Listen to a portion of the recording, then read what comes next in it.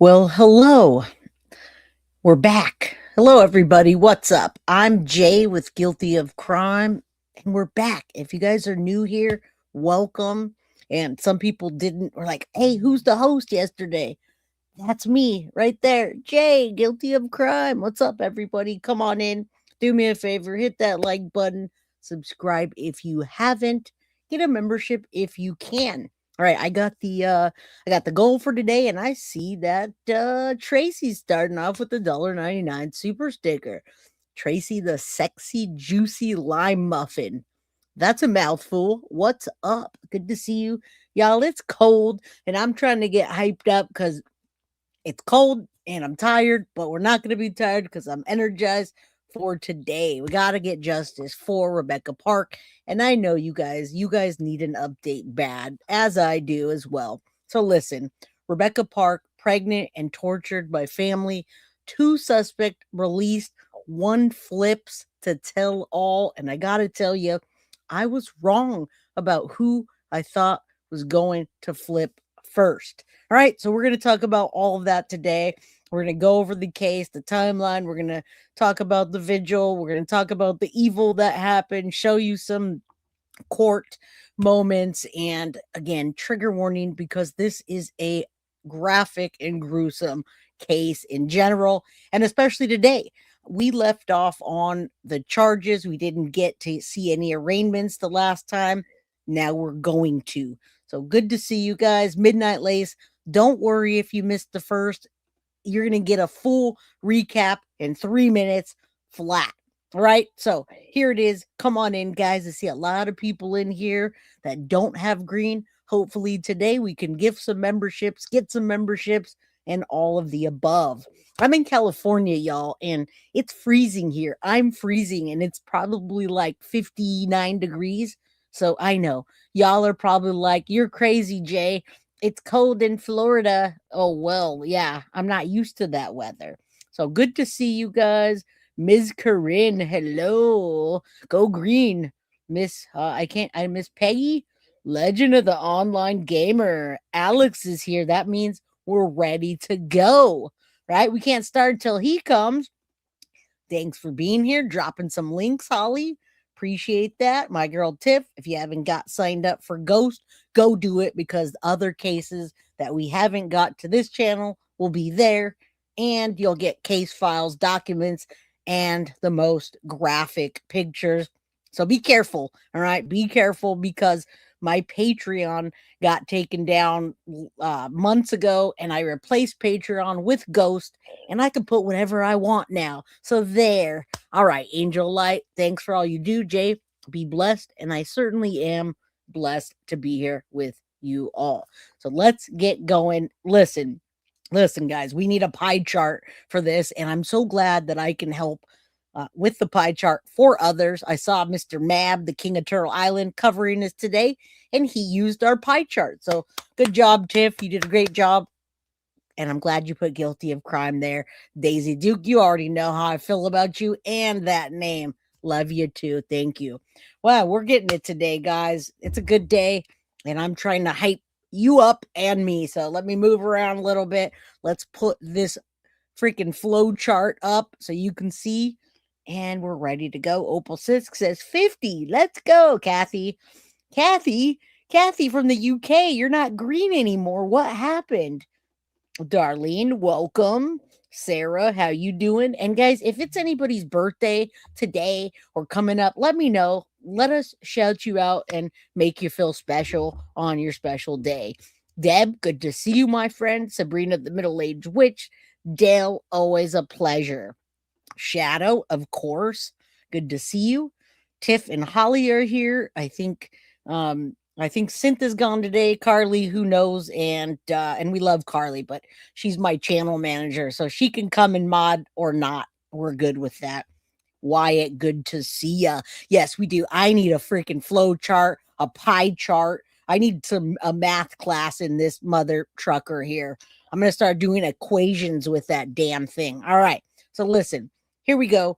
There's the chart. We've got Rebecca in the middle, tortured and pregnant by family members, 4 suspects, 2 of them released, And the person that we didn't think was going to flip is the one that's going to. So let's talk about that. Who is Kimberly's bio mom?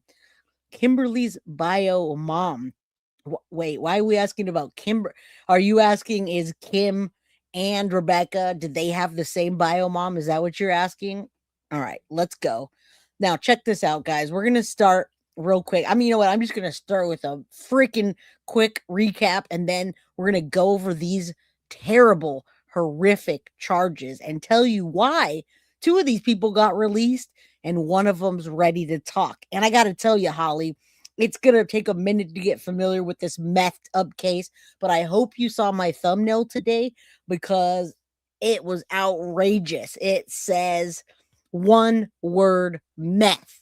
One word meth. And I shit you not, that came from Court TV. So I'm going to play that today as soon as those Court TV folks came on. And you know, you get the experts talking. That was what they said. That's it. So what do you think about the case, ma'am, in your expert opinion? I got one word for you. Meth. Boom. Mic drop. Done. I could just do that today. Here's our update. One word. Meth. Right there. Boom. Mic drop. We're done. What's up, Country Bumpkin? Good to see you, my friend. Kel, much love to you. All right. So there's the charges. I just wanted you to see that. There's the pie chart. And for anybody that just hasn't been here or hasn't like quite grasp what the hell this case is about. Is Rebecca dead? What happened? Who did what? Here we go. All right. The woman was found dead in northern Michigan woods just days before she was due to give birth, but her baby was nowhere to be found. She absolutely had a face tattoo. All right. And like I said, these people are all messed up and everybody knows it. I talked about that the entire episode, last episode, every chance I get. Mathematicians. All right. Then Court TV's expert opinion, one word, meth. All right. So there's two more people. We got four altogether in this awful situation. In a horrifying turn of events, her biological mother and her stepfather have been charged with executing a vile and blood-curdling plot, allegedly cutting her unborn baby out of her womb and leaving her for dead. I hope I answered your question, Miss Princess. Absolutely pregnant, tortured by family members, baby cut out of her stomach, missing days before she was pregnant. And yes, she was killed brutally. 22-year-old Rebecca Park was found dead in the Manistee National Forest on November 25th, weeks after she vanished on November 3rd when she was 38 weeks pregnant.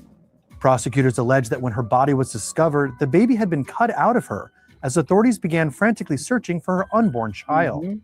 On Monday, November 1st, Rebecca Park's biological mother, 40-year-old Cortney Bartholomew, and her stepfather, 47-year-old Bradley Bartholomew, were arrested. They are now charged with planning and performing her gruesome torture and murder. At the Bartholomew's arraignment on Tuesday, Wexford County Prosecutor Johanna Carey described the chilling allegations.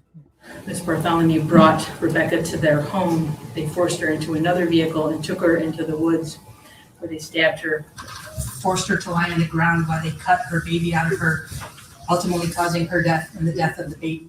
Carey went on to call the harrowing ordeal evil personified. This case involves a truly horrific homicide in which a young woman and her unborn child endured unimaginable suffering at the hands of the defendants, she also said in a statement. At the arraignment, Stacey Davis, Bradley Bartholomew's estranged sister, told 9 and 10 News that her brother and Cortney Bartholomew had previously attempted to have a baby, but struggled to conceive. The same night Park's body was discovered, authorities arrested her fiancé, 43-year-old Richard Lee Falor, as well as her sister, 21-year-old Kimberly Park. See, now we're up to the 4 suspects. So this just gives you a quick recap. Again, we don't know where baby Park is. However, almost every expert says that baby Park is probably no longer alive. And the charges will show you that they absolutely believe that the baby is no longer alive and that they're looking for a body. So today I didn't say, where's the baby? Let's bring the baby home. We do want to bring little baby Park home. However, we don't think that the baby's alive, no longer alive. All right. But now I hope you guys understand the case a little bit better and the 4 suspects that are involved. Early the next morning, around 1 a.m., Falor was arrested and charged with distributing methamphetamine, while Kimberly was arrested and charged with tampering with evidence in a criminal case, lying to a police officer during a violent criminal investigation, and filing a false report of a felony. At Kimberly's arraignment, detectives alleged that she lied to police when she claimed their stepfather had struck her sister, quote, in the head, causing a seizure, and then took her body away, according to a felony complaint obtained by 9 and 10 News. While Park was still missing, her fiancé told the outlet that she was gifted roughly $2,000 from a family inheritance the day of her disappearance. He added that her phone was later found on the side of a road near her mother's home, where he claimed she was last seen being picked up in a black sedan with tinted windows. Becca told her, said, hold on, I got somebody picked me up. This is just something I got to do. I'm sorry. A black sedan car pulled up. Becca got out of the car. Now, this is her fiance telling law enforcement this fake story. All right. This is all concocted. And when you hear the details of what happened and where they went and how they went back and forth and the stories they concocted and how brutal the torture and murder of Rebecca is, guys, that's why experts say one word: meth. Normal people don't kill, obviously. Normal people don't torture, but then you get people that are evil, criminals, masterminds with lots of meth fueled, and you see them doing a plot like this. They did go back and forth. They have their electronics now, and they're starting to piece together this person talking to that person and talking and hiding this and going there and saying, do this, driving there, stabbing her here, moving her body here. They are all over the place with this. It wasn't a, hey, we accidentally killed her and we killed her because we wanted to take the baby. It is not that simple. Yes, that makes everything extra crazy in this story. What's up, Okie Crime News? How you doing? All right. Her mom's car and got in a black sedan, and nobody's heard from her since. Cortney and Bradley Bartholomew face identical charges, including first-degree premeditated murder, felony murder, torture in a place of confinement, conspiracy to commit torture, assault of a pregnant woman with the intention to cause miscarriage or stillbirth, unlawful imprisonment, and moving a dead body. Cortney Bartholomew was Rebecca Park's biological mother, but the slain mom was adopted and raised by Stephanie Park and her husband from the age of 1, along with her siblings. She is survived by 2 boys, ages 3 and 2, who remain in Stephanie's care. So that would have been her 3rd child, and that's why I'm trying to go over this with you guys so that it's not as confusing. I also want you to know, as we're going back to her biological mom, Cortney is the one that is actually going to flip on everybody. She told the judge in court that she's willing to talk and she will tell everything that happened. I'm very surprised that it wasn't her sister that flipped first. Also, something very laughable, and this case is not laughable, something that's laughable. And why, who's raising the boys? They're already with other family members. You got to remember, Kimberly Park was in a entirely different family raised by entirely different people. All right. So she had adopted children. She had children. She was adopted. She had 2 children. That was going to be her 3rd. And before we knew about anything, law enforcement asked the family, did she ever have a C-section with those children? They said no. And that's how we found out the baby brutally got cut out of her stomach. All right. The other 2 children are with her current family members. They don't name them. They're not biological, but they're family that was adopted. Again, I know this gets confusing, and that's why we're doing a quick recap. Now, thank you for becoming a member again, Kathy. And she just had reconnected with the Biomom 4 years ago. And I'm telling you, even the experts are saying that they believe that her piece of trash mom, Cortney, was jealous of her. They also think that they were going to not only take the $2,000, and that was a motive, but they wanted to sell the baby. I also got to tell you, her mom is such a piece of trash, the biological mom. She had a whole set of other children that she seemed to be caring for just fine. As a matter of fact, the reason she's willing to flip is because she has a 14-year-old son that she says, I have to get back to. Can you imagine the judge letting that piece of garbage out, her bio mom, to go care for a 14-year-old?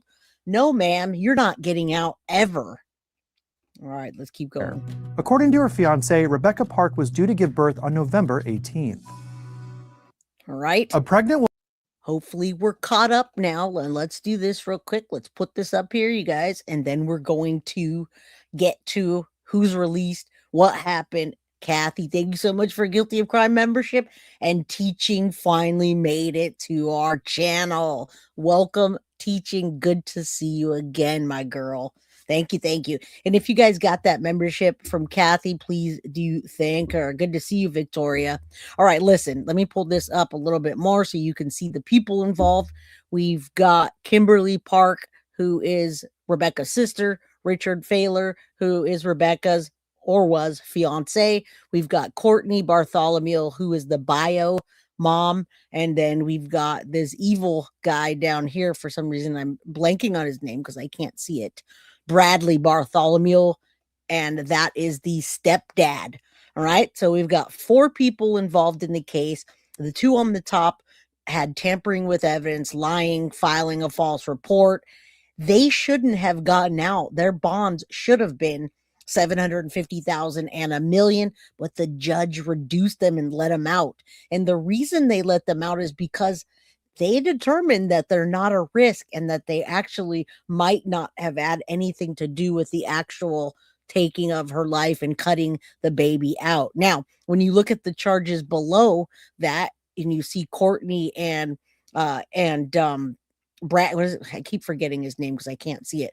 Bradley and Cortney. There's so many of them, guys. Sorry. When you see their charges, then you see what they did and who was involved. All right. So let's keep going. Hopefully you guys can help each other out in chat to connect those dots as I continue. All right. Just one more quick look. We've got Rebecca in the middle, and then you see the flow chart of who's related to who's with who's the best friend, the mom, the real mom, the foster mom, the sister. Maybe we can post that over on Ghost if we haven't yet. All right. And you'll trust me, you'll get this after we continue. All right. Let me do this. Then let me tell you this, and then we'll begin to watch more of the coverage. But now you're watching me. Okay, so you just saw Rebecca Park's sister and fiance. Most of our coverage in the last episode was focused heavily on these two because they were so quickly arrested and set bail. They weren't going to get out. Well, guess what? Now they bonded out because the judge reduced their bond from $750,000 on this side and $1 million here, and they were able to make bond. Now, I don't know if they checked to make sure the money wasn't dirty or what, but they made bond and they got out. The sister and fiance were released from jail Wednesday after their bonds were significantly reduced. All right, sister and fiance, Richard Lee and Kimberly Park. Yesterday was Wednesday, lowered from $1 million. Richard Falor, her boy or fiance, his bond went from $1 million to $5,000 with 10% required for release. I don't know why the judge did that, but I hope that he is correct and they're not a danger. Now, Kimberly Park, her bond was reduced to $5,000 also with 10% required. That's not a lot. Court records confirm bond reductions. Both are facing the same charges. All right. So that's your update to get us up to where we are today. And I already showed you all the charges, everything that you should need to know. All right. Now let's hear what they did based on the court. Good to see everyone. Thanks for being here. I hope nobody's too confused about this. Now we're going to go back to Cortney and Brad Bartholomew. Remember, the first two, Kimberly and the fiance, her sister and her fiance, have both been released on bond. All right. Now we're up to speed. Let's go. Charges, giving us a glimpse of what investigators say happened to the 22-year-old and her baby. Rebecca's biological mother and stepfather, Cortney and Bradley Bartholomew, in court today on 8 charges each. Now, we are warning you, the details of this case are very difficult to hear. Up North Live's Tony Lundy joins us live from the Wexford County Courthouse, where the couple was charged with the murder of Rebecca and her baby. Tony, what was the atmosphere like inside that courtroom today? Well, Melissa and Mark, the courtroom was packed with family, friends, and others from the community, all hopeful to find answers on this month-long case. But many left that courtroom today heartbroken. The graphic details laid out by the prosecuting attorney describing what investigators say led to the death of Rebecca Park and her baby. The accused, Rebecca's biological mom, Cortney Bartholomew, and stepdad, Brad Bartholomew. They brought Rebecca Park to their home. They forced her into a vehicle and took her into the woods where they stabbed her, forced her to lie on the ground while they cut her baby out of her, ultimately causing her death and the death of the baby. The courtroom was filled with the same people who desperately searched for Rebecca after she was reported missing 1 month ago. And now, hearing the details that led to her death left many visibly distraught. The prosecutor asking the judge to leave no room for leniency. This is as heinous and as awful a case as it could be. And I don't believe there are any circumstances in which Mr. Bartholomew should be dead. And okay, sorry about that. I have something else playing. Okay, so now you guys are seeing what's happening. We went through the first 2 shady characters. They're out and about. Now we're going with the biological mom and the stepfather. And I'm going to show you, gotta show you after this, I gotta show you the court hearing from Kimberly's mom. All right. I gotta tell you, it's all messed up, guys. And good to see everybody. Prayers for those that need it. And unforgivable sins. Right now, they are saying that the baby is more than likely deceased. They can't confirm it because they don't have a body. But they also speculate that they were possibly trying to steal the baby in order to sell it. Or him. It was going to be a boy. All right. Any bond. The judge did agree, ordering both Cortney and Bradley Bartholomew to continue being held without bond and are ordered to not have communication with one another from the jails. Live in Wexford County, Tony Lundy, Up North Live News. Thanks for those updates, Tony. Now, as the case does move forward, we'll be updating you on air with new details and online on our website, Up North. All right. So Up North is probably one of the best coverages. I believe it's local to the area. So they're doing a fantastic job. Most of the articles are coming from that station, Up North Live. You guys can go subscribe to that on YouTube. All right. Very heartbreaking. And we just started. So, I mean, just wait. It gets worse. And I don't know how that's possible. All right. Let's continue. Let's do this. Let's do a quick update on these 2 and we'll get them out of our way.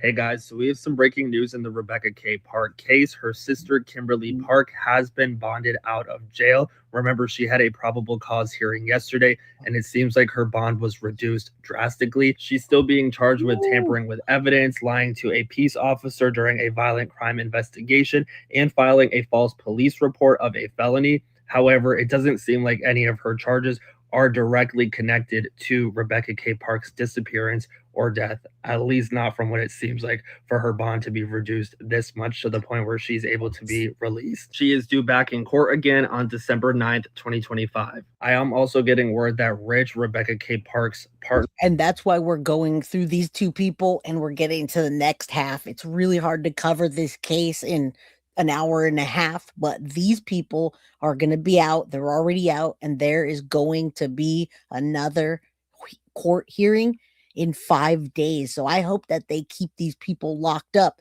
Now, the motive that they are speculating is the $2,000 cash that Rebecca had on her, and to sell the baby. All right. So money and jealousy, by the way. They say they believe Rebecca, her mom, was very jealous of her and didn't really like her at all. partner slash fiance, whatever we want to call him, is also going to be out at some point today. It seems like he had a probable cause hearing yesterday and his bond was reduced as well. He is still being charged with things pertaining to DRUGSs, but again, from the sounds of it and looks of it, it doesn't seem like he's being charged with anything related directly to Rebecca's disappearance. And that's why they're out, because there's not direct charges. But I got to tell you, the mom is willing to talk. So once the mom flips and tells the whole story, they're probably going to be locked back up. Nanny, Sharon, it's your first live here. Welcome to the Crime Crew family. And thank you so much. Welcome, Laura W., for becoming a new member, and Pepper Spray member for 10 months. I'm going to say a big prayer for you in the hospital. That's no fun. I hope you get better. What's up, Anna on a mask? It's like anonymous, right? Am I getting that right? All right, let's keep going. We got a lot today to get through. And her death. I'm definitely interested to find out if the prosecution plans to use Rich and Kimberly against Cortney and Brad at their trials. Yep. We should find out soon, I'm sure. That's what I was just saying, guys. I bet you they are after what we hear next. It's only a matter of time before Kimberly is back on TikTok Live talking and explaining things. You guys know I'll be sure to keep you guys updated as things come out, so make sure you're following me. What do you think about all of this? Yep, follow Matt Thibodeau, guys. He does all of these all the time. He does several per day. All right, so let's keep going. Anonymous, that's what I'm going to call you. Anonymous. Anonymous. All right, we'll put that back up while we pull this down in case you guys need a pie chart. This is definitely insane. When you start to see this many people in the mix with that many different charges, you know one word: meth. All right, I still think that's hilarious, and I can't wait to get to that part. So now we're gonna watch crackhead mother. She's not really crackhead, she's a meth head, excuse me. I don't want to get that wrong. Let's watch the meth head mother lose her mind. State of Michigan versus Cortney Marie Bartholomew, case number 254994 FY. Miss Bartholomew, are you? Okay, so this is Rebecca Park's biological mom, and I gotta tell you guys, hang in there with me because we've got a lot today. This is only about 7 minutes, and if you miss this, it's a big chunk of the case. So please buckle up, grab yourself a snack, hang in there, and hit that like button. All right, that mom is pure evil. Agreed. Wild Angel, good to see you. All right. Look at this crackhead right here. Oh, sorry. Sorry, ma'am. I mean, look at this meth head here. Excuse me. I don't think they let her take her teeth. She's got some homemade methed up tattoos. You know the deal. You'll have to slide. It's got to slide on the camera. Ms. Bartholomew, are you able to see and hear me? I can kind of see you. There's a thing in the middle of the screen, but yes, I can hear you. All right. Ma'am, I have you here for an amended complaint. Your complaint is amended to correct the spelling of your name. Your first name was spelled incorrectly yesterday, so it has been corrected to amend that. But ma'am, can you brush your hair next time before you come on camera? That's a bad sight to see, a sight for sore eyes. The opposite of that. Yes, put me in a room alone with pure evil biomom. There you go. All right, let's put this. I want to cuss, but I won't. I'm going to use intelligent words, the best of my ability. I do have to go through the charges with you again. It is alleged that on or about November 3rd, 2025 in Antioch Township and Boone Township, that in count number 1, you committed the offense of homicide, murder in the first degree, premeditated. That is a felony punishable by punishable by life without parole and DNA to be taken upon arrest. In count number 2, it is alleged you committed the offense of homicide, felony murder.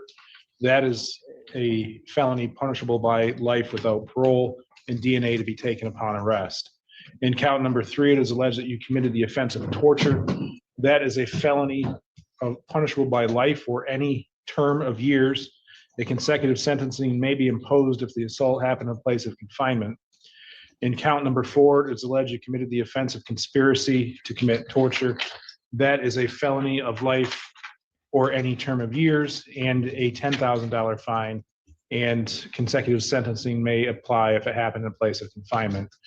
And count number 5 is alleged that you committed the offense of assault, a pregnant individual, and Of her daughter, by the way, and wait until you hear her response. All right.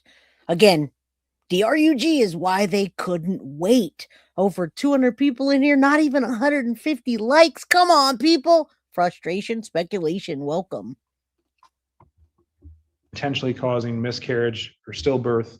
That is a felony punishable by life or any term of years. In count number 6, it is alleged that you committed the offense of conspiracy to commit assault, pregnant individual, intentionally causing miscarriage or stillbirth. That is a felony punishable by punishable by life or any term of years. Give her the In death count number penalty. 7, it is alleged you committed the offense of unlawful imprisonment. That is a felony punishable by 15 years in prison and or a fine of $20,000.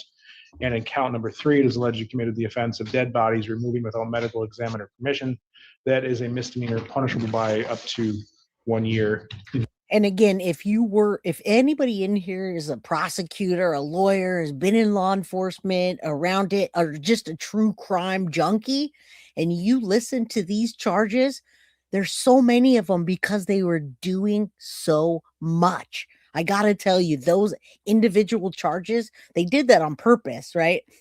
Michigan, no death penalty state. This is in Michigan. But the reason there's so many charges because they were all over the place, plotting, scheming, killing, moving, torturing. I mean, all those things. And there's 222.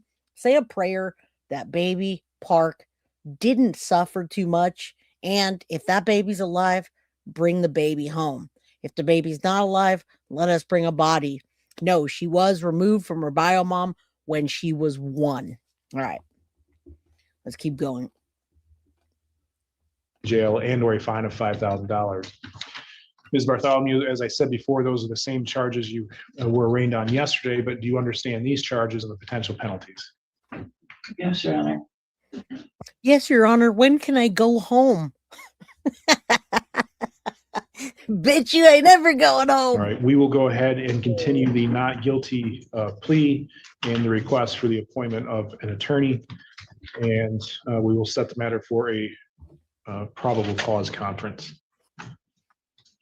Mr. Hartel, anything for the record? Your Honor, I know there was a decision on bond just yesterday, but when I did meet with her earlier this morning, she did ask if we could address bond. Ms. Carey, do you have any objection to that? I do. You hear that? Can we address bond? Maybe she hasn't run out of meth in her system yet. Maybe it's still working up and she's having delusions there. Because, ma'am, you're never going home. This bitch, they need to immediately remove that 14-year-old from her custody. I agree. And I'm glad I can make you laugh because when we're talking about this type of case, it's not easy. All right. And I do too. I hope they find the remains. I don't know. She looks like she's like 90. I think she's like 40. We did the ages yesterday. Is she 42, 43? No bond, biatch. Shut up. Mr. Hartel. Thank you, Your Honor. I do, of course, realize and respect that these type of allegations are not required to have a bond set. However, I would ask the court to consider one. She does have strong ties to the community. She has advised me she has various medical appointments. She has strong ties to the community. That's a joke. Her strong ties to the community is she's supplying that lovely community with meth. Her and her man, right? This is making me laugh. This lady's out of her ever-loving mind. Coming up that require CAT scans, other important conditions that I won't go into too much for protection for medical reasons. I believe yesterday I failed to mention that she does have a minor child that she's the primary caregiver for. I believe a 14-year-old boy, if I recall correctly. She would like to get home to him. All right, let me turn that up real quick because I was laughing too hard. All right, she has a 14-year-old boy that she would like to get home to. Chris Cutie says, I need to go home and comb my teeth and brush my hair and do some D-rugs. Those are my ties in the community. All right. Hey, Mom, good to see you. Where were her ties to her daughter? Well, she was jealous of her daughter, in my opinion. All right. And then she's like 40, but she looks like she's 90. Go brush your teeth and your hair. She's been messing around quite a bit with that community. They need her because the whole town is coming down at one time. Correctly. She would like to get home to him, help take care of him and her other obligations. I again know these are very heinous allegations. And I would ask the court to consider applying as many non-monetary bond conditions as possible, and perhaps even a high monetary bond. I realize she's extremely low income, and a high monetary bond would be very. She's extremely low income, which means that she only gets cash for all the meth. All right. And she only claims the little bit of income that she gets from wherever, her welfare, who knows. Yes, low income. Come on. Difficult for her to reach, but at least then it would be a possibility, because she does have friends and family in the community who might be able to pool resources. But ask the court to consider it, even if on the high end. Thank you. Thank you. Ms. Carey, you don't need to go into the facts of the case again, but do you have any comment regarding the request? Just really briefly, Your Honor. No, the first thing I want to say is in looking at the complaint, I didn't notice it before, for the city town. She's doing this, guys. I didn't even notice that. She's sitting there like this. Wait, can you let me out? Township Village, it says Antioch Township and Boone Township. The original said and or. That's what I thought. I would like to correct that. I don't know. Write it down, or maybe another typed signed one. What we'll do is I will accept that as a verbal motion, and I'll grant the request to amend it to change it to and or, and I will make the change on my copy. Ms. Bartholomew, just understand that the venue is in Antioch Township and or Boone Township, just so you're aware of that. Okay. A new amended. You can send up a new amended one. We won't arraign her on that because I'll consider I need to get back to my 14-year-old son. Can I get out now? that done just now. Thank you. And briefly on the bond issue, absolutely nothing has changed from yesterday to today. This again is as serious as it can be, and I believe the risk of flight, given these allegations, is just too high. And I would ask the court to continue the remand. She's like holding her without bond. Thank you. All right, thank you. The court agrees that there's been no change in circumstances. While I understand there are some health conditions and the concern for a minor child, the fact remains that she has health conditions. She's coming down. Ms. Bartholomew is, I find, a flight risk and a threat to the community. So I will continue to hold her without bond. Yes, yes. She's never getting out. No, ever. No, thank you. All right. Your Honor, Thank can you, I Jill. say something?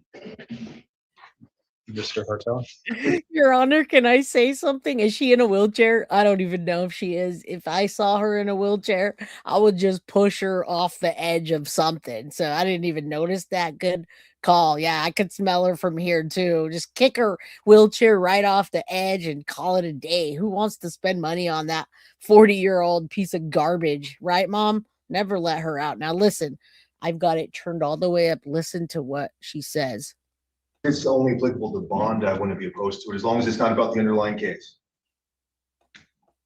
It's only about bond. All right. It's only about I bond. am willing to work with the prosecutor.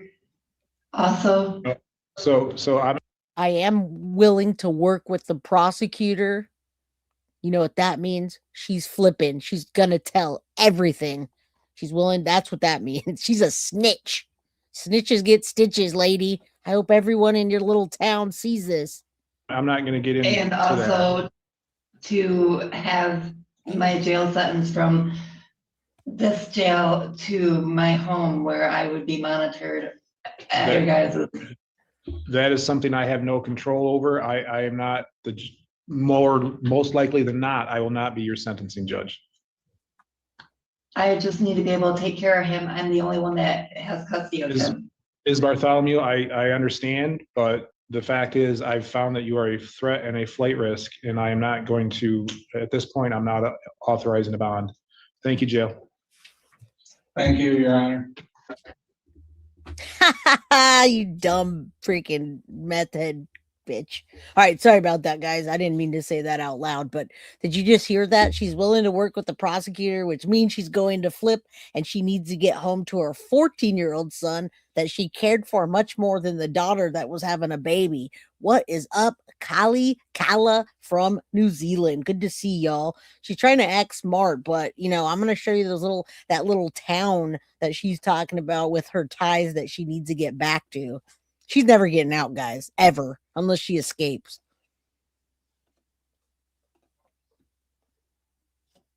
Someone needs to roll her out so we can see her one leg. Just kick her right off the side of the freaking something.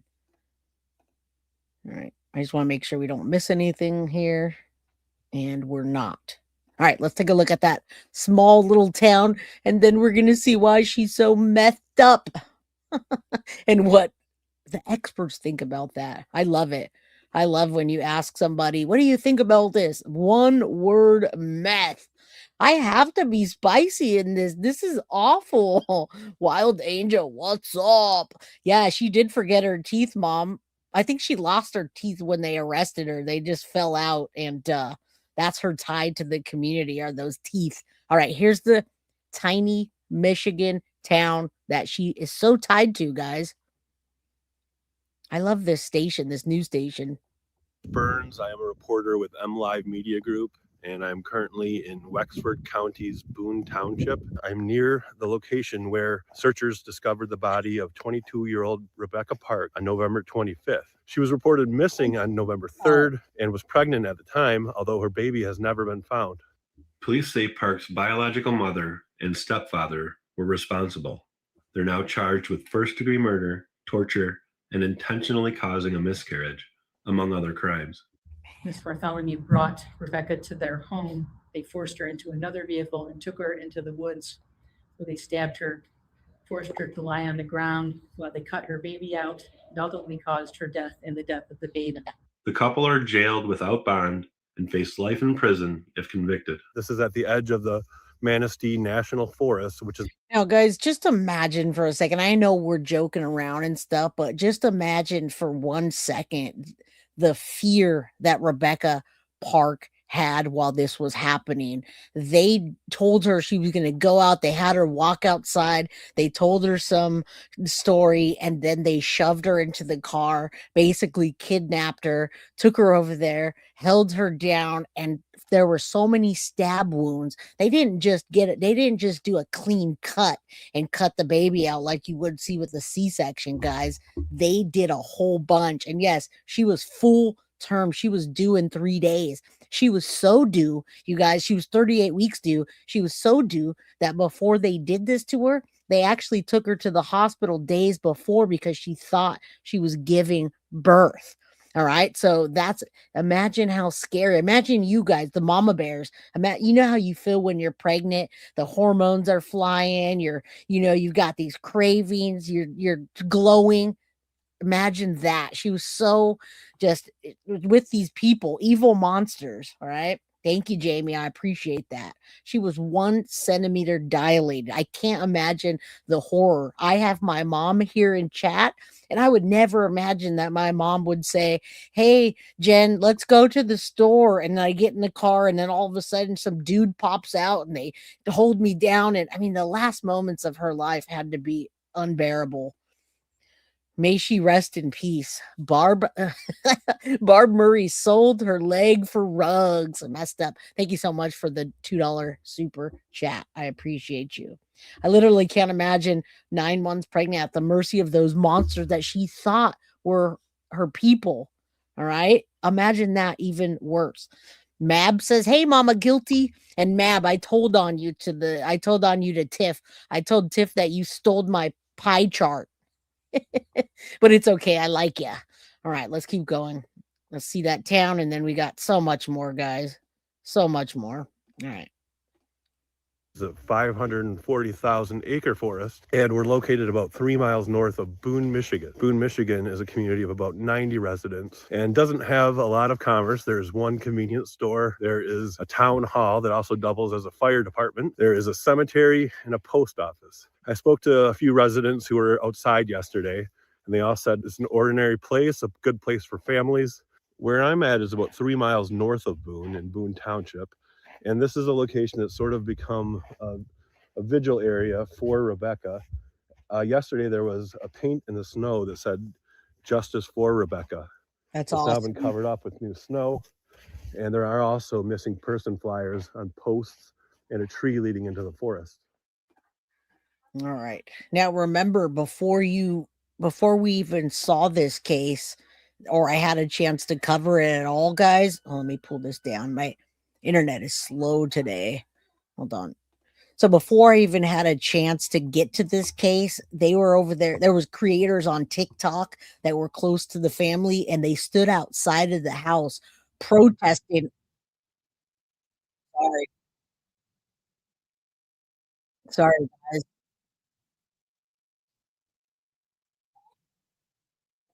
Sorry, guys. It was JLR started talking on the behind the scenes to me. Rent for the chart. LOL, J Rocks. Hey, you can steal the charges too if you want. Mab is paying rent for the flow chart. Thank you, Mab. I appreciate you. And you know I'm just teasing you. All right. Speaking of the vigil, guys, I just want you to we didn't talk a lot about her today. We did in the beginning who Rebecca Park was. And some of you guys didn't even know that she had a tattoo on her forehead because there's so many pictures that aren't there. All right. So let's check out the vigil and then we're going to keep going because we're not messing around today. But the dog's barking. So 1 second. All right. So this is a little bit you saw. They put her name in the snow. I saw a glimpse of it. Now they're holding a vigil. Let me close my door though. Hold on. And they did have the vigil. They had it last night. They were streaming it live on TikTok, but unfortunately, TikTok disappears. Thank you for being a member for 17 months. Love Queen J and mods. Well, thank you, my friend. And Nice Marie. Hello, everyone. Second time watch your live. I feel sorry for Nina. Rebecca deserves her justice. Rest in peace. Thank you. And welcome. All right, let me close my door while I play this. Is preparing to gather this weekend to honor the life of Rebecca K. Park and her baby. Organizers say Saturday's vigil will give family, friends, and supporters a place to grieve, remember, and stand together. The candlelight vigil is set for 4 p.m. at 20.5 Boone Road, just outside Cadillac. That's where attendees are encouraged to bring candles, bubbles, or even photos to help celebrate Rebecca's life. The event follows weeks of community involvement, including civilian searches and support from people across the region. Organizers say interest has grown from neighboring towns, even out-of-state support. See, now you can see the tattoo on her forehead, which whatever, it is what it is. You could see it a little better. I just want everybody to remember Rebecca for who she was. Unfortunately, none of us will get to know her, but I got to tell you, the people that did know her loved her, and the community push that happened in this case, it happened because those people that loved her, they made a loud noise and they were outside of the mom's house saying, "I know you did it. Come out. Where is she?" They made a huge difference. Right? Chris Cutie, thank you for the $1 super chat. Choo, choo. I almost ran out of breath there. Reporters who've been closely following this case. Those who can attend are asked to light a candle Saturday evening in Rebecca's memory. So we just want to remember the good times with Rebecca, and we want to honor. She was 22 years old. 22 is what I read. And not only that, it said on her social media that she was going to name the baby Richard, I believe. I showed it yesterday. Sometimes there's a lot of names involved. Nice Marie, welcome. And thank you so much for the $2.99 super sticker. Wild Angel, thank you for becoming a member. She thought they were nice people. Remember, she just connected with her biological mom recently, okay? Can you imagine that? You're feeling good. You're getting to meet a parent. You're adopted out. And then you meet that piece of trash. Oh, poor Rebecca. Rebecca and baby Richie. And we just want to bring. Okay, so she just confirmed it. Baby Richie. So Richie was going to be the name. Richard Scott Lee was the baby's name. That's why we know the baby was going or is a boy, right? Again, we don't know for sure. that he's not alive, but probably 75%, maybe even more, that he's not. Family and friends together to kind of mourn her loss and just kind of remember the good times. Lewis says the community has shown remarkable compassion throughout this case. She hopes Saturday's vigil creates a space for healing and unity as supporters gather to honor both Rebecca and her baby. Oh, all right. And obviously that was another child that they just showed there that she was holding. I don't know why the internet is so wonky right now. It's been like that. That's My why name is Gus. That's why I've been a few minutes late the last couple of days, is because the internet just doesn't want to work for me. All right, let's take a look at this now. The reason I wanted to do this one, it's actually not Vinnie Politan. It's an imposter. I'm just kidding. It really is Vinnie Politan. But listen, it's actually the local news. The people that have been investigating this and pushing for arrests are on the show. So he's going to show up, but this is not court TV. It's the local news station, and what they say is why I'm here for this. Now, the baby is missing and presumed dead at this time. All right. Missing and presumed dead. All right. You know what? I believe the dad was, but you guys can correct me if I'm wrong. Tiff, do you know? I'm pretty sure it was her fiance. I mean, I can't imagine that the fiance wasn't the baby daddy unless it was even more methed up than I thought. So Richard Falor would be the baby daddy, which is obviously the fiance that was also arrested. Trans off. Hi, Leslie brought me here. Well, hello, Leslie, and welcome. All right, let's keep going. All right, so look at real quick. If you guys just got here and you're confused, I'm pretty sure. Okay, you're saying the baby daddy is in jail, but are you talking about the baby daddies of the other children or who she was with? So the baby daddy is not in jail. I'm pretty sure it was Big Dick Falor is the daddy. You're right. So Richard Falor, you see up there, that was her fiance that got arrested. This guy, that's the baby daddy. The guy that looks like he's about to turn into a werewolf, that's the baby daddy, right? Yes. Listen, the whole point of this case, guys, is Rebecca Park pregnant and tortured by her family. Everybody connected to her sister, her fiance, her biological mom, and her stepdad. All right. So if you guys came in late, then yes, those two were bonded out. Richard Falor, the baby daddy, and Kimberly Park, the sister, bonded out. And today we're focusing on those two losers on the bottom, Cortney and Bradley Bartholomew, who the prosecutor says is the people that did those terrible crimes, cutting out the baby and all of that. All right. Let's keep going. So those charges are up too. So if you guys get confused, you can see those are the charges. And the reason the top two got bonded out was because it wasn't connected to the case necessarily. All right. It was lying and false reporting. And then Richard Falor had a meth charge. Okay, so look, 2 counts of delivery manufactured of a controlled substance, which was meth. Yes, truly twisted family, and that's what I should have called this case. All right, so I know it gets confusing, and then you guys roll in late, and you're like, Jay, what the hell is going on? All right, yes, and it's her mom's ex-boyfriend. Now, picture that, the mom's ex-boyfriend. All right, he's in his 40s, she was at 22. Everybody is real methed up. Right, now listen, if you just got here, good, because now we're going to just do like a 30-second. Here's Rebecca Park. She was full-term pregnant, right? The grandma was supposed to be happy about having a grandchild, but instead of being happy, she was jealous of her daughter, Rebecca, and they wanted to get the money to sell the baby. That's what we're talking about right now. Whatever your situation is, like you're getting ready to give birth. Yes. The miracle of life, then you're going to have this bundle of joy. It's going to be work. I get it. I know. But it's a bundle of joy. Like these are some of the best memories you'll have until you're a grandparent, right? Now let's talk about Cortney Bartholomew, her biological mother. Yeah, man. She's accused of carving out her own grandchild. Okay, so that just said it all in one sentence, all right? Yes, the entire story. Sick grandma right there, The methed up grandma was supposed to be happy about getting her grandbaby, another third grandbaby, but instead she carves the baby out of her daughter. All right. And $2,000 buys a lot of math. I agree. What's up, Carrie? Good to see you, my friend. I hope you messaged me at the right number. She's a real looker. She looks like she's about 102 years old. And I think she's only like 40. Just curious, how do they know the baby's not still there? Now, listen, Okie Crime News. The reason they know the baby's probably not alive is because the autopsy and the medical examiner and the toxicology and all the tests that they did, they can measure the levels that she produced before, all the scientific stuff. They say based on the way her body was and what was left, maybe the umbilical cord, maybe certain things that shouldn't be there were there. That's why they say the baby's no longer alive, because of the medical examiner.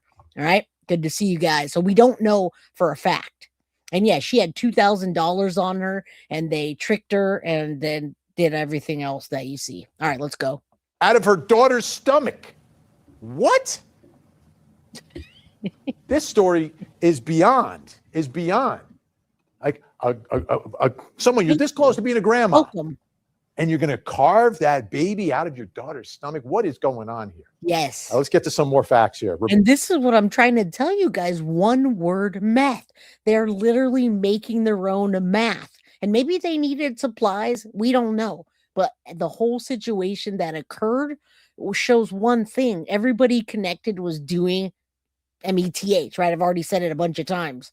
So that's what the charges were for the fiance. They weren't necessarily for taking her life and cutting the baby out. But we will find out soon, because this lady is due back in court, this monster, and she's willing to flip now and talk to the prosecutor and tell it all.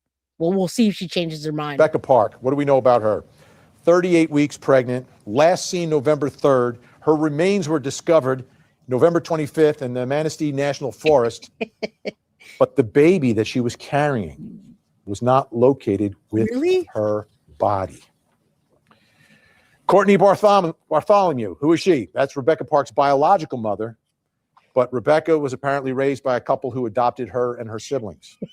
Then you have Brady Bartholomew. Who's he? That's Courtney's husband, the stepfather, the biological father of Rebecca Park, the victim here. What are the charges against these two? First-degree murder, felony murder. And I apologize when I'm reading and talking to chat, Okie Crime News. I missed that. Thank you so much for the $5 super chat. I hope I answered your question about why they think the baby is no longer with us. And I hope I said thank you for being a member, Wild Angel Roxy and Nice Marie 5352. Thank you so much for the super sticker. I never want to miss that and not thank you guys. They love JJ999. Welcome. I'm glad you're here. And you're right up my alley, girl, boy, whatever. That picture says everything about you right there. So welcome. All right. Now you see, these are the two people that we're on to today. Cortney and Bradley, Rebecca's bio mom and Courtney's biological husband, and Rebecca's stepdad. All right. And those are the charges there. They both have the exact same charges: first-degree murder, felony murder, torture, conspiracy to commit torture, assault of a pregnant individual, conspiracy to commit assault, unlawful imprisonment, removing a body without medical examiner permission. All right. So they basically kidnapped her, created a conspiracy to get her out to the woods, and they did all of this stuff. Torture, conspiracy to commit torture, assault of a pregnant individual, conspiracy to commit assault, unlawful imprisonment, removing a body without medical examiner permission. Thank you, Midnight Leaves. Now, prosecutors say that these two brought Rebecca to their home, forced her into another vehicle, took her into the woods where they stabbed her, forced her to lie on the ground while they cut that beautiful baby out. And prosecutors are saying that both she and the baby died. But again, and see, listen, you came in at a perfect time, because you heard them say that the baby died. Well, I haven't seen a document that says the baby died because these circumstances, and we know it, right? Dale, are you from that area? You say those two have been in my laundromat. Are you being silly, or are you serious? Anyway, either way, let's go. I don't believe they found the baby yet. Now, there's two other people in all of this. Kimberly Park is Rebecca's Oh, sister, shit. also arrested, charged with tampering with evidence, lying to a peace officer, and false report of a felony. And you've got another man, Richard Falor. Who's he? This is Rebecca Park's fiance. He was arrested but charged with 2 counts of delivering methamphetamine. Okay, so not charged for what happened to his fiance. One word, METH, 4 letters, 1 word. Look at Vinny's face. Sorry, Vinny. Let's get some more details here. I'm bringing in anchor and reporter for 9 and 10 News in Cadillac, Michigan. Jody Meason is with us. Jody, thank And this is why I use this clip, because I've been following this news station that's been on top of this case since the beginning. Blessings coming in late. It's horrific. It breaks my heart, but welcome. All of us here, we're all on the same page. And I agree. And you know what? Doris Miller, those two are probably going to get their charges upped once Cortney decides to flip. I thought the weakest link would be Kimberly Park, Rebecca's sister, but boy, was I wrong. But they will be due back in court on the 9th. So we're going to see how what comes out then. And of course, I'll keep you guys updated. Now, tomorrow, guys, it's not going to be a pretty episode.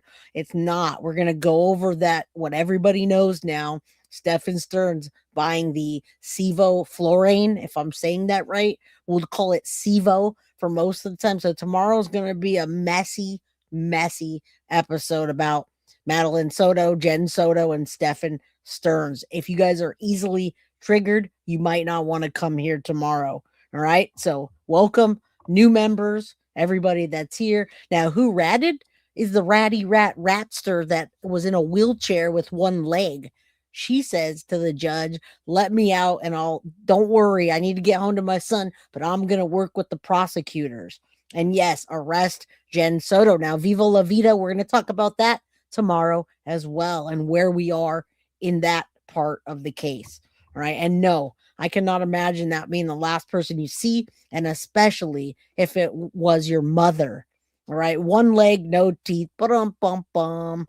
Welcome, Husky Lover. Thank you for being here. The whole case, her mom, ex. I know. All right, let's go. Thank you so much for joining us. We appreciate it. I know you guys have been all over the story, digging up all the details here.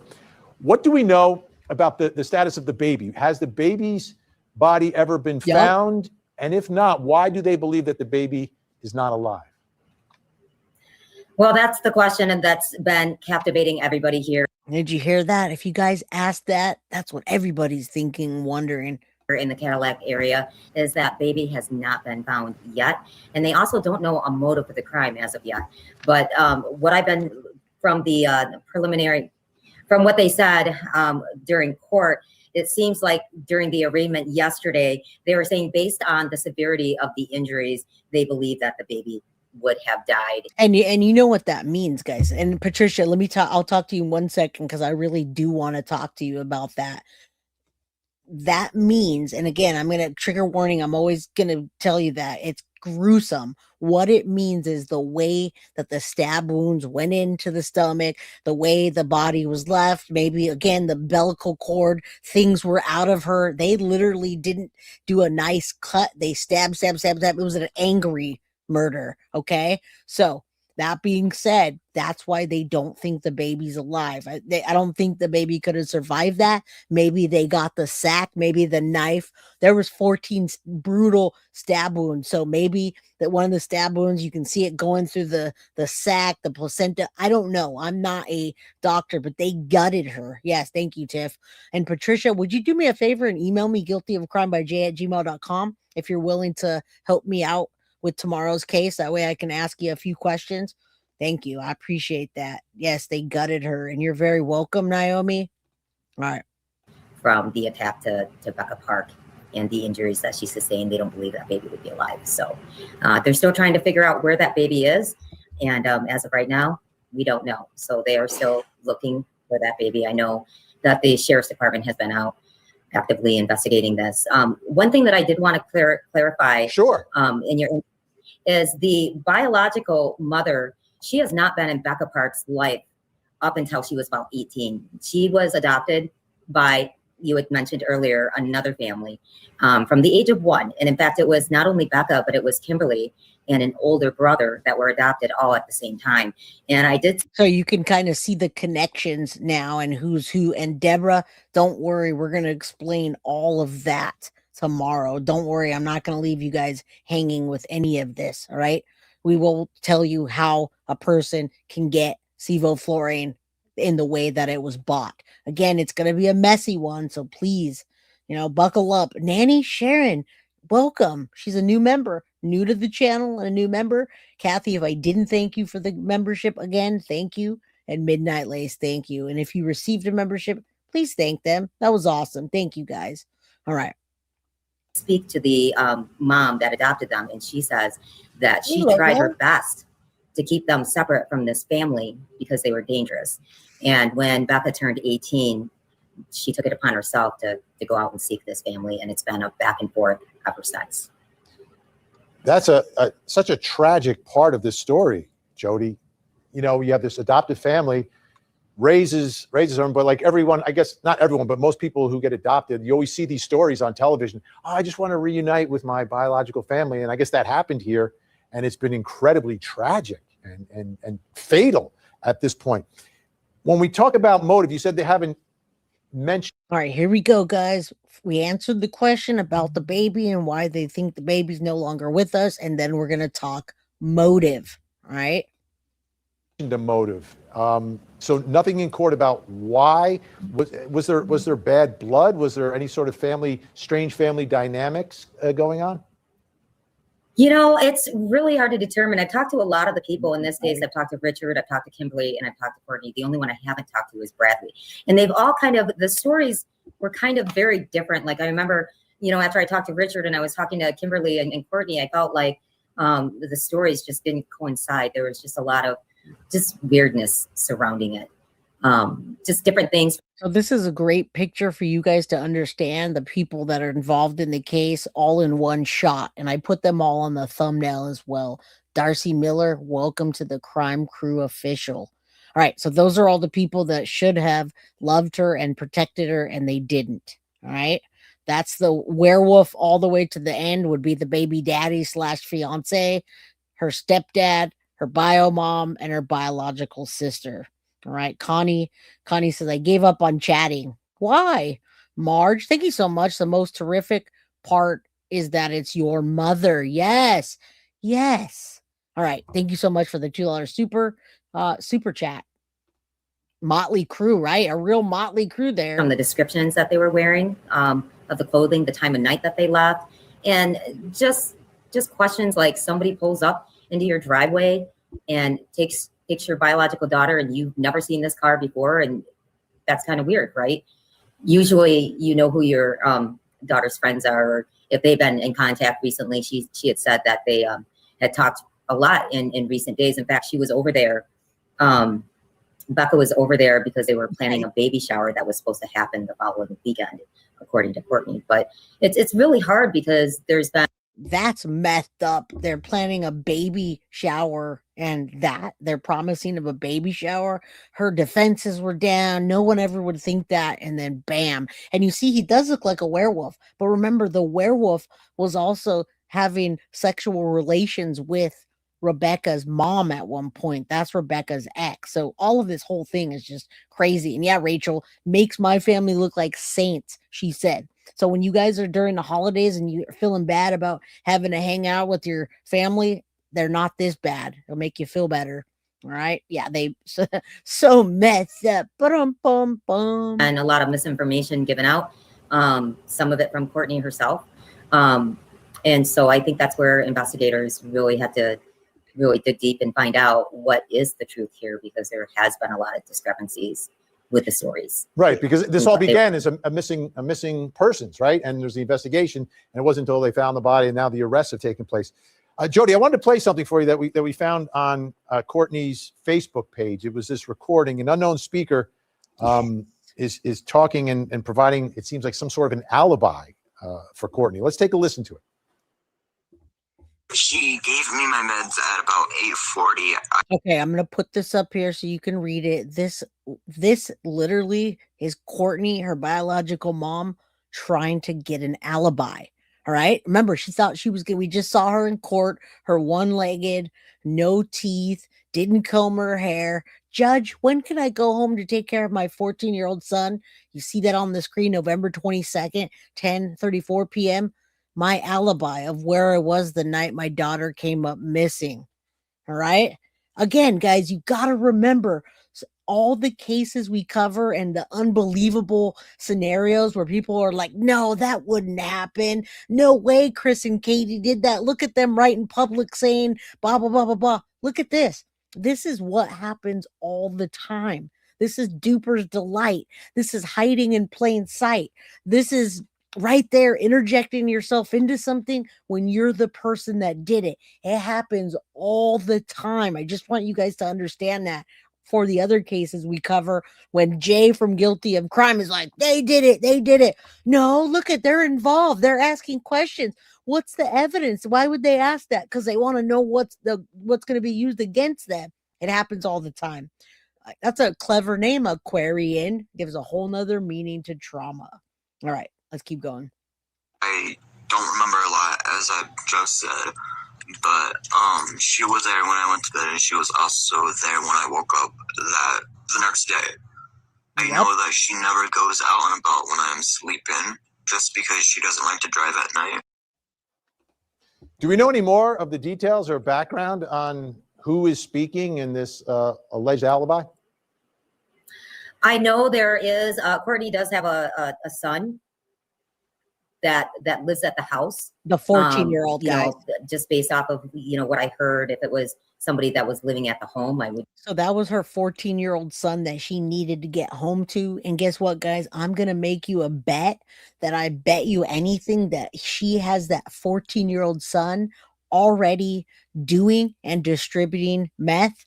I could almost guarantee you. I wish we could see the son because, guys, apple doesn't fall far from the tree, and the way she is in that family, I'm sure she has that kid running around that town, selling, doing all of the above. All right, but he is 14. Assume maybe perhaps that it was him, but I can't confirm that. And to me, that just makes sense. Sure. And finally, Jody, how about the community there? I did see some images from inside the courtroom. Can you describe the impact of this story and this case at this point on this community? It was emotional in court yesterday when all the details came out. I mean, we've been wanting to know for, close to a month now what happened. And that was the first time that the sheriff's department has really opened up about some of the details of the case. And there was a lot of crying in the courtroom. Obviously, the details were horrific. The prosecutor said that it was evil personified because of just what they're accused of doing. So, and I think, to be fair, I think the sheriff's department, because it was a case that drew a lot of attention here in the area. I mean, we had people searching from over an hour away. People all over the state even have been invested in this. And if you are watching this case and you want more in between, I'm telling you, TikTok is the place where all of this is happening. They streamed the vigil last night. They're pushing hard for Rebecca Park and baby Richie to get justice. Venus says, I just came in. Who was released and who flipped? Good question. All right. Take a look. I'll be nice and answer. Welcome, Venus. Hit that like button. All right. The two that were released are on top. The werewolf, Richard, and her sister, Kimberly Park, were released. Bottom two are probably never getting out. And Cortney, her biological mom, is going to flip. She told them she'd do anything, and she'd work with the prosecutor to get them anything that they need. Gibbo Frank. Hey, Guilty. What's up? I'll be Frank. All right. Here we go. Let's keep going. This story. I'm up here in northern Michigan, but I've been contacted by, family members from downstate that even wanted to know what was going on because they knew I was reporting on it. But the sheriff's department, they've been really tight-lipped, and I think they are just trying to gather that evidence, and they want to make sure that whoever did this, faces. And so those are the people. Her fiance was released and her sister was released. These two have a ton of charges, and you could see the vicious attack she went through by the charges. All right. The consequences, and there's no chance of them getting out of this. So I think that's why they're being so tight-lipped. But it really kind of created the situation here where people wanted more information. They were really wanting to know what was happening, and there wasn't a lot of information. There was a lot of misinformation that was going on. And so I think, there was just this sense of sadness when we all found out what had happened and that it was at the hands of somebody that supposedly loved her. I got to tell you, as a reporter, I went to that Cortney's house and I talked to her, and, so she talked to Cortney, the biological mother of Rebecca. Let's see what she had to say. All right. That's the shyster that's going to flip. Again, I thought it was going to be her sister, Kimberly. The bio mom is the most responsible, and I believe you when you say that. Werewolves aren't that dumb looking. He doesn't even know what planet he's on. Good one, Deb. I agree. He's like a knockoff Wolverine. And welcome, Lady for Justice. I didn't see you in here, but welcome, Marge. Choo choo. Thank you, Rosie. You're always on top. Good to see you, Lolo. It's been a while. Have somebody tell you a week after, of course, she hasn't been convicted, but a week after she's accused of killing her daughter, and the way that she was talking to me, and, she was just giving other things like maybe she ran away, maybe she's trying to get away from Richard. She has 2 older kids that are. You hear that? She's inserting herself and answering these questions and giving these scenarios that never happened. So I'm sure she just smoked a bunch of her math, right? And then came off the top. They forgot about the electronics. That's going to be the biggest pieces. Those are going to be the biggest pieces of evidence, are the electronics, guys. And I do wonder, they towed the car that they think was used when the kidnapping and her taking of Rebecca's life. I wonder what's in that car. What kind of blood and DNA. It had to have been really messy, guys. And where's the baby? So that's another thing, is they cut the baby out and they took the baby, but they didn't leave the baby there. So the baby had to be transported. Imagine all of the evidence, or DNA, blood, all that's going to be in that car. Where's the baby? Place with her adopted mom, that her adopted mom is taking care of right now. And they were saying, well, maybe she didn't want to get her 3rd child taken from her. So it just felt like she had a lot of reasons for why she might have left. She said that she was concerned, but it was just a very weird kind of interaction. Jody Meeson, 9 and 10 News in Cadillac, Michigan. Appreciate your time. Thank you so much. And hopefully we'll speak more as this case progresses. We appreciate it. All right, let's bring in our think tank. Joining me live in studio. All right, this is the part that just got me, and we saved the best for last. Excuse me, in your expert opinion, ma'am, what do you think happened? I have one word for you. What's that? Meth. My goodness. Deb says, why would they take the baby if it was deceased? I hope the cops preserve the umbilical cord for DNA in the future. And I agree. You're thinking the same way that I am. And that's why on day one, when I covered this, I really did think I just had a really good feeling that the baby might still be alive, because why would somebody take a deceased baby, and where the hell would they put it? Now, they have all of the evidence, the electronics. So I wonder if they're going to find the baby somewhere where the electronics went. Maybe the baby is right in the backyard somewhere. All right. Maybe there's a burn pit, but I don't know. But listen, Deb, I don't think their motive was to take the baby, or was to kill the baby. I think their motive was to sell the baby. All right. So they probably tried to keep the baby alive. Take the 14-year-old into custody of the state. She's never coming home not to care for him. And I agree. All right. Tonight, criminal defense attorney Eklund Mercy, along with criminal defense attorney, law professor Meg Strickler, and the man behind the glasses, criminal defense attorney Josh Schiffer. Wow. No body found yet. What's going on here? Meth. Meth. One word, meth. Did you hear that? Okay, if you heard it or you didn't, I have to. I'm sorry. I'm sorry. Her hair looks super cute. Only certain people can pull off pigtails, by the way, like that. And that guy in his glasses cracked me up. I'm sorry, but today I'm spicy. I think it's a full moon. And the man behind the glasses, criminal defense attorney Josh Schiffer. Wow. Wow. What's going on here? Meth. Meth. One word, meth. But what's It fried their brains, made them not think right, and then do some really crazy things, mix with mental illness, and then maybe money. Where meth is involved, logic and empathy is not.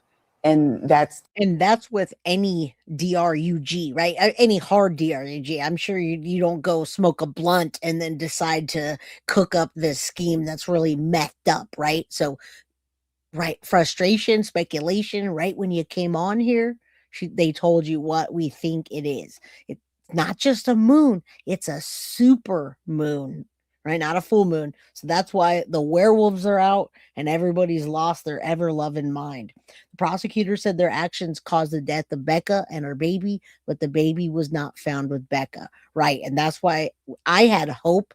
But after listening to all this and hearing many experts say they don't think the baby's alive. All right. And she does. She loves her son so much. And I think he's part of the distribution. There's 333 people in chat. Let's say a prayer that the baby is brought home no matter what. And that Rebecca Park gets the justice she deserves. All right. Let's keep going, guys. The crime was planned. Yeah, it was premeditated. Absolutely.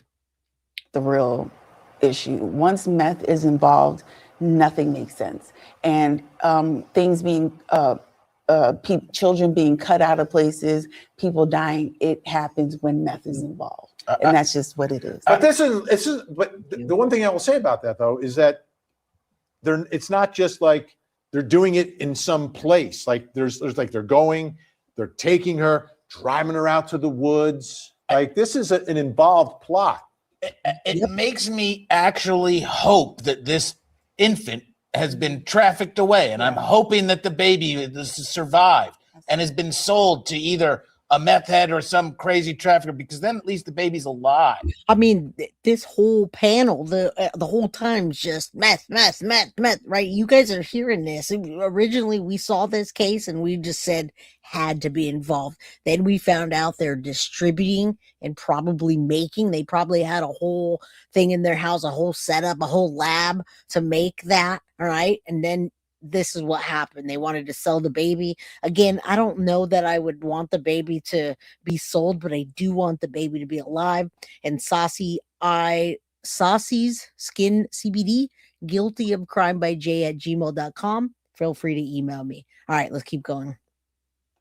I have no clue what drives someone to cut a pregnant woman's stomach open and remove a baby. The moment you get there, we've left reality and reasonableness and are solely existing in mental health and drug-addled insanity. And the craziness, that screams meth. Meth makes you do things that are otherwise just illogically horrifying. It fries your brain, literally. And I'm not trying to be a drug ad here. It just, we all three have had clients. We've seen it. Yep. So the other part of this story that I think is so tragic that we learned from Jody was this, reuniting with your biological family. Like I am hooked on. And then the fear that she had before. And listen, it was brutal. We don't even really know the COD, guys. We don't have the complete cause of death. So when we actually find that out, it could be a lot more gruesome than we ever even thought. Y'all are liking the guy with the glasses. Listen, ladies, I don't think that guy's into you. I don't think he likes the ladies. But if there are any gentlemen on here that thinks the guy with the glasses is hot, hey, I could get his number for y'all, but I hate to let you down. I don't think he likes women. And yes, I hope the baby didn't suffer and doesn't suffer. All right. It's a lack of sleep from doing that. It messes your head. I've been there. Yeah, they love JJ. That happens, right? That happens. Yeah, you guys don't get that. It reminds me of Kamala's hubby. That's funny. Don't get too comfortable here because he's gonna shoot y'all down. All right. I don't know what this is here, but I like what they have to say. It's a little interesting panel. And then you have me next to all of these people. You got one weirdo, two weirdos, kind of normal person. You got a bunch of weirdos on the thing, and then Wolverine up there. So, hey. Hey, if I can say that, yeah, if I can say anything, there you go. Bros over hoes. Those videos, I'm in the algorithm and I watch them over and over, these happy reunions, the tears, the joy, and then the melding of the families, and we're catching up. Yeah, this is bad. But it's unfortunate it happens often. You have a lot of children who have these souped up, hyped up Disney type ideas of what their family is supposed to be. And once and especially with the growing of 23andMe and things of that nature, that has been putting people together in situations that they. And absolutely, I appreciate that comment, because definitely Manson type of ish, right? You guys know about the Manson and Sharon Tate. They cut the baby out. I haven't heard something that graphic since that case about the baby being cut out. That was brutal. So if y'all know about the Sharon Tate murders, that's what we're talking about. Helter Skelter. Sherlock Holmes, you're gonna have to go back and watch. Yes, the meth up version of Helter Skelter. I got Ali Oz over here just laughing. Pure evil. I agree. All right, let's keep going. I gotta read this real quick. Marge, you got the cheerleader, the Olympic swimmer, and then the normal middle-aged woman in the middle. All right. You went to the house, Shadow? Can you send me some pictures, please? Shouldn't be in, but there's nothing that you can tell a child that will prevent them from wanting. Right. You can understand it. You feel so bad for her. All right, Think Tank is staying with us. When we come back, we've got the story. Yeah, they didn't remove, excuse me, Patricia, they didn't remove the baby, but they cut the baby, they cut the stomach and the baby out. I don't know if they removed it. I didn't hear all the details, but I know that that's what they did with her being pregnant, and they focused on her stomach area. So thank you for correcting that. Still reminds me of the Sharon Tate and Helter Skelter deal, right? I haven't reviewed that in a minute. Think they were renting the house, and they probably were. All right.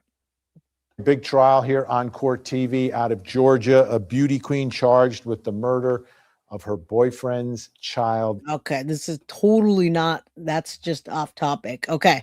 All right, guys. So listen, we're at an hour and 27 minutes. I'll probably save the rest of it for the next update. There's a lot to go over. So listen, those are the 4 characters right there involved. 2 of them are out. The ones on the top are out on bond. The bond was lowered. So if you guys are like, how did they get $1 million and 750,000? They didn't. The judge didn't deem them as a threat, and he let those 2 out. They'll be back in court on the 9th. So if Cortney Bartholomew flips and tells more, then they may be in there for longer. All right. These are today's professionals. Suddenly, I feel for the blue-eyed girl. Manson was in Kirkland prison about an hour from me. Interesting. All right, Just Evil. Time did fly. It's been an hour and 28 minutes, y'all. And there's a lot more to go over, but I don't know how many people are here. We've got the a press conference that came up to go over some of what the prosecutor has described as premeditated. There's 307 people here. If you want me to do that and go over it with you, I certainly can. All right. Thank you so much, Dale, for the $5 super sticker. Yeah, there's 310. If you want, I can do that. If you guys want to stay here, I have one more thing to show you.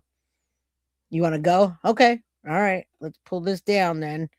Remove that bad boy. And I wanted to show you this because it's coming straight from the 9 and 10 news. Those people that are investigating, they break it all down. So let's see if you guys want to hit that like button. You're in. Yes.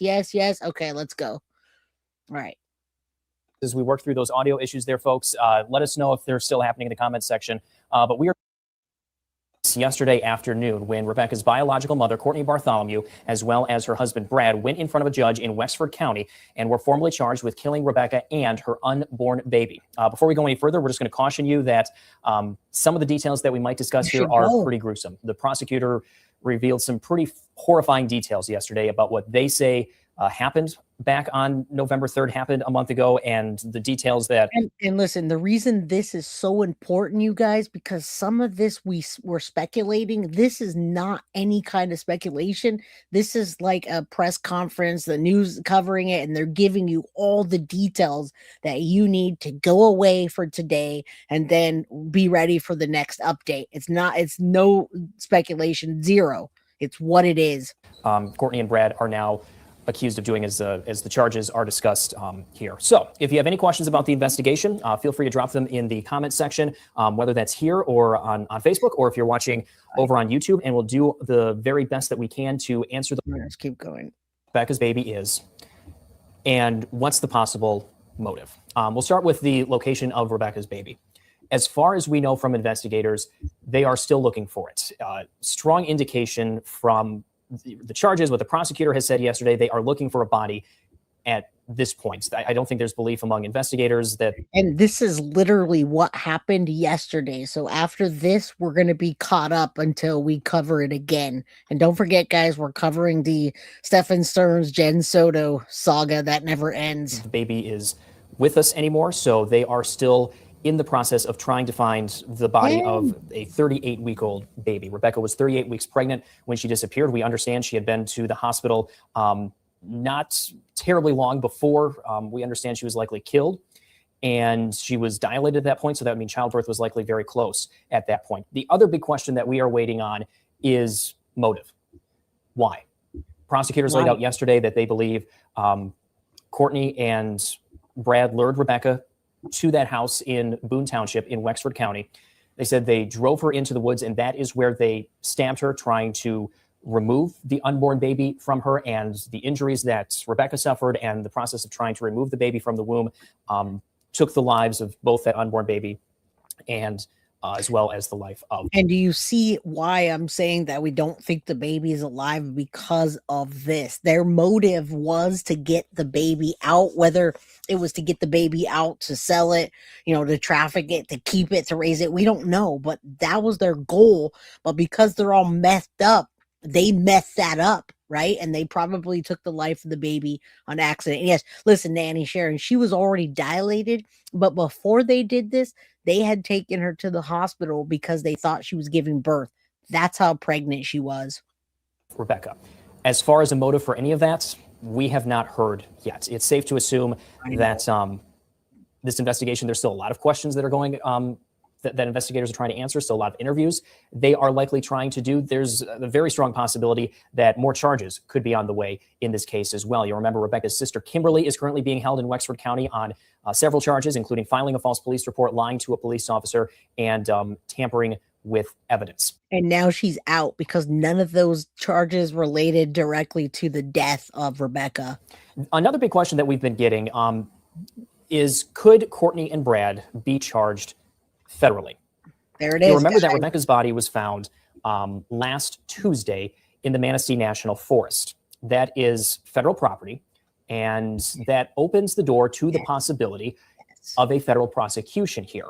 That is significant because you bring in the option or the possibility of this being tried as a death penalty if a federal prosecution chose to move forward. There's a lot of details that would go into that. We're talking to some law experts at Cooley Law School today about this case and about that possibility. So I don't want to get into too much detail. I'm not a legal expert by any means, but we are going to try to have that answer for you tonight at 5 and 6.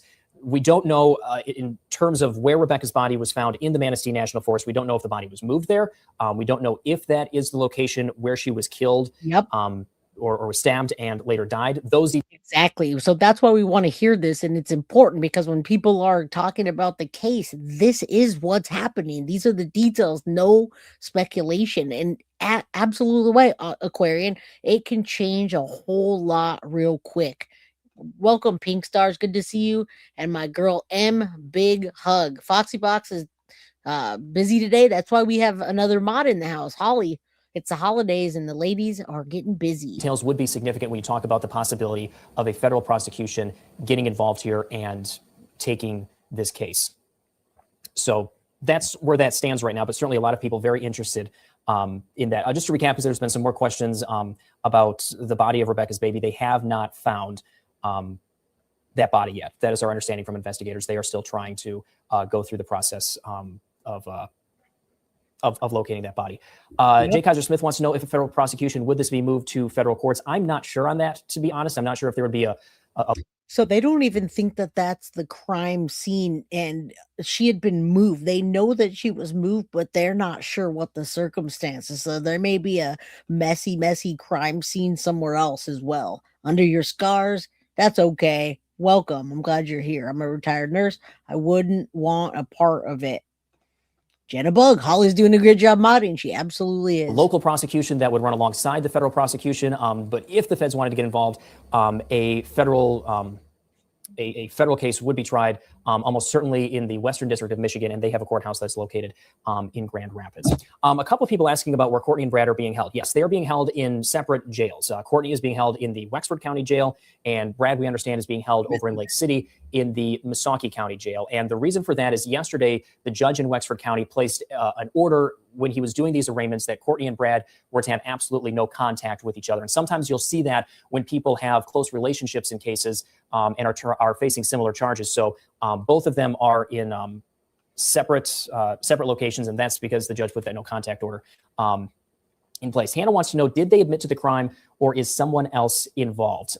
We don't know at this point, Hannah. We haven't seen any interviews. We haven't had a chance to send in records requests to get a hold of any sort of interrogation police might have done with Cortney, Brad, Kimberly, who's Rebecca's sister, or Richard, Rebecca's fiance. So we don't know what sort of set this into motion, but here's the timeline that we do have. Rebecca's body was found a week ago. The next day, her sister and her fiance were charged in Wexford County. Richard is still being held on unrelated drug charges, but is on a $1 million bond. That is unusually high for fairly minor drug charges. We don't know who started saying what, who may have said what to police, who may have tipped police off. So I think with the timeline of this case and how long it was dragging out, police, I think, had a hard time getting to the bottom of what was truly going on. Because you'll remember when this first happened, when we first started reporting on it back on November. I can't remember if they said they were reunited a year ago or 4 years ago. There's a lot of details in this case, but they hadn't been reunited for too long. And according to many people in the community and that knew them, the mom, Rebecca, and the mom, they say she was really jealous of her daughter because her daughter was currently engaged to her biological mom's ex. So Tiff, if you know how long they had been, I know it wasn't very long, Nanny Sharon. I don't know if they said a year or 4 years, but they said that earlier, 4 years. Okay, I thought so. Thank you. I appreciate that. Does anyone know who reported her missing? That's a good question. Who reported her missing? What investigators were told by Cortney Bartholomew, according to that initial press release, is that Rebecca had gotten into a vehicle with dark tinted windows, said she had someone coming to pick her up, and that vehicle took off. Deputies told us, Cortney told them she did not see who was driving, and the vehicle took off. Rebecca's cell phone was found a short time later, and that is how this all started, and that was sort of the first story that we got in this investigation. You'll remember several days later, 9 and 10's Jody Meeson sat down with Cortney, and that was the exact story that Cortney told our 9 and 10's Jody Meeson. Kimberly also said that it was not unusual for Rebecca to go missing. What was unusual is... Now listen, the lady that wanted to get wanted to get an alibi, her mom, her biological mom, Cortney Bartholomew, is the one that actually reported Rebecca missing. Cortney told authorities that Rebecca had disappeared after spending the day running errands with her. She said that she last saw Rebecca getting into a black vehicle with an unknown driver late on November 3rd. So it was actually her mom. And again, guys, duper's delight, right? This lady is interjecting herself. Jay, what if they didn't need the baby alive? Organ trafficking sounds horrible. And you're absolutely right. After I was reading that in chat about organs being harvested, I don't know. I don't know if baby organs, I don't know. Do you guys tell me? I guess it's a possibility. It's not one that I had thought about at all. Right. And thank you so much, Mo, for the $5 super chat. Tina, good evening. Very disturbing. It's hard to wrap your head around. Absolutely. This is not even it's not an easy story to tell either. There's a lot that they had not heard from her. Would seem to indicate now, at least that story being told to investigators is part of the charges that Kimberly is facing. Remember, she's charged with lying to investigators and filing a false police report. So prosecutors certainly believe that there was not truth-telling going on from the start. Just to back up on a couple of questions. Mandy wants to know, how are Cortney and Brad related? So Cortney is Rebecca's biological mother, but Cortney also had an adoptive mother, and Brad is the current husband of Cortney. But it is our understanding he did not really have a father, was not a father figure, did not have like a father relationship with Rebecca. Excuse me, there as I stuttered. Becky wants to know, do they know how long she was dead for? We do not know that. Becky, we just don't know the answer to that question. She was reported missing. Now, I saw a few people in chat talking about the organs, and yeah, you would have to, the organs would die, right? They wouldn't be usable if they weren't properly preserved. That's number one. Number two, Patricia says organs are tested for compatibility. And guys, yeah, you can't just show up with organs and request. There is a black market for those, but I don't think those mathematicians were smart enough to be selling organs. Okay. So I think that they really did try to take the baby to either sell it, traffic it, or listen, that I think the sister was having trouble conceiving, and maybe they were going to take the baby, and I don't know. I don't exactly know. Reminds me of Diane Downs, a bushy-haired stranger. Right. So I don't know if they're smart enough to do the organs, but we'll finish this and I'll try to answer your questions in chat. Late on November 3rd, that was when investigators were told, hey, she was last seen. And now prosecutors are saying the initial story they got was not true, that Cortney and Brad lured her to that location, drove her into the woods, and that is where they stabbed her and killed her. Yeah, Just going through possibly. some comments here. Any info? Carlene's asking, any info on evidence given yet? Not yet, Carlene, but we know that law enforcement on Sunday was at Cortney and Brad's house out in Boone for several hours. And when they're there, they could be looking for anything. DNA swabs, handwriting samples, electronic devices. In this day and age, with a crime like this, there's almost certainly electronic evidence that is collected, smartphone evidence that is collected. Our lives are on our smartphone. And listen, guys, if that was the case, they've got the electronics, and now it's hard to, right? You can't, if you're on the dark web tracking, etc. You can shut it down. You can't track it. But in my sneaking suspicion, they weren't that smart, and I do think that with the possibility of either the mom or the sister not having a good, not being able to conceive, that they might have tried to take the baby as their own. All right. Either that, in my opinion, or to sell the baby. So there's certainly electronic evidence that they're going through. We also know that we're also waiting to see the final results from the autopsy that was performed this past week. And I think somebody asked in one of our comments yesterday if there was anything that was found possibly in Rebecca's system. So that would be a toxicology report, and toxicology reports typically take longer than the initial autopsy. So an initial autopsy is going to give you a cause of death fairly quickly. So you'll understand how someone died. But as far as different components that could have been in a person's system, those toxicology reports take several weeks and possibly several weeks for those results to get in. So once the autopsy report is complete, we're hoping to get a copy of it, because that could give us a better sense of what was at play here, possibly as far as drugs. Again, I feel like you would need to be a little more sophisticated than what I'm seeing here about, stem cells and organ. I really just, if I'm wrong, I'll correct myself when that comes out, right? And metadata shows you some, but not enough. Just think about this, Clementine, Stephen Stearns. We know the apps that he was on, and you can see them, but you can't see what was in them. So in this case, I just don't think that's it.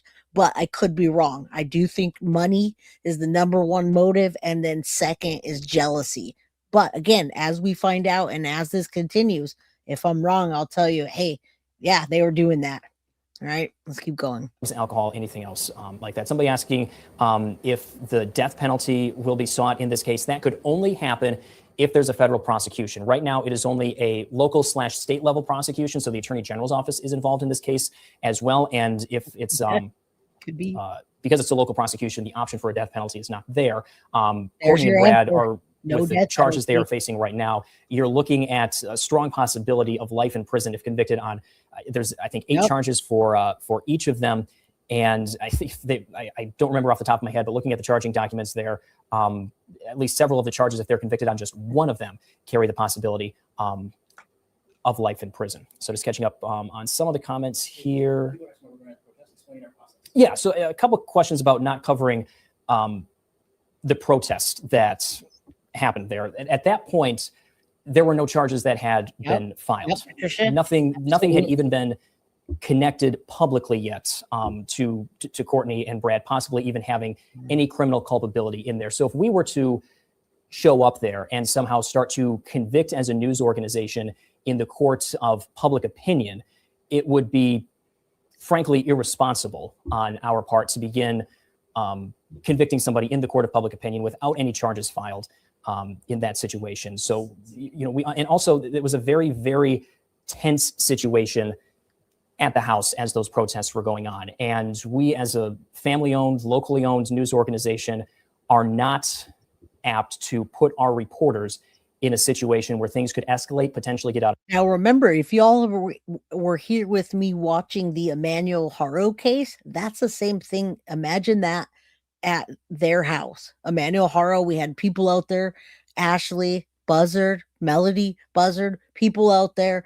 Where's Rebecca? Where's the baby? They put pressure, heavy pressure from the public. And Mama Sage, that's a good question. Sad times we live in. When did life lose value? When did children become so expendable? I ask you that. I don't have an answer. It's rhetorical. They put a repeat offender next to me for Thanksgiving. And guys, I did tell you, but there was a bunch of registered sex offenders in that bunch. All right. Almost everybody is an RSO. Control and potentially have some of our reporters get hurt. So it's not that we were ignoring the protest, but bunch of RSOs. It was not a situation that we felt that we were comfortable putting our reporters in. There's a lot that's been flying around. Now, remember, Dolly was out there for the Emmanuel Haro case, and people were almost getting into fights out there. Now, if you guys go back and watch, this is the 3rd episode. Go back and watch episode 1 or episode 2. And I told you all these people, all the connections, they're all pedos, guys. Even the women are RSOs or pedos. They're all registered as offenders. Right. So again, you might want to go back and watch the other episodes just to kind of catch yourself up. California Hawkeyes has got gifted membership, Surviving the Survivor. Awesome. I like that show. All right. I'm going to move that. Let's finish this up. There's a little bit more. So hang in there, guys. Thank you for being here. On social media, a lot of rumors that have been flying around on social media. And we, as a news organization, do not report social media rumors, social media speculation. We rely on court documents, official police reports. So there's a lot of... And that's why we're listening to this, because after this entire episode, I just want you guys to know what evidence is out there based on the documents. We have to stick with court documents, with stuff that's in official interviews, everything like that. We can't go speculating and putting social media rumors out there. So let's talk a little bit about the timeline that happened here. Rebecca was reported missing late on November 3rd, early on November 4th. That's sort of the timeline that we were dealing with.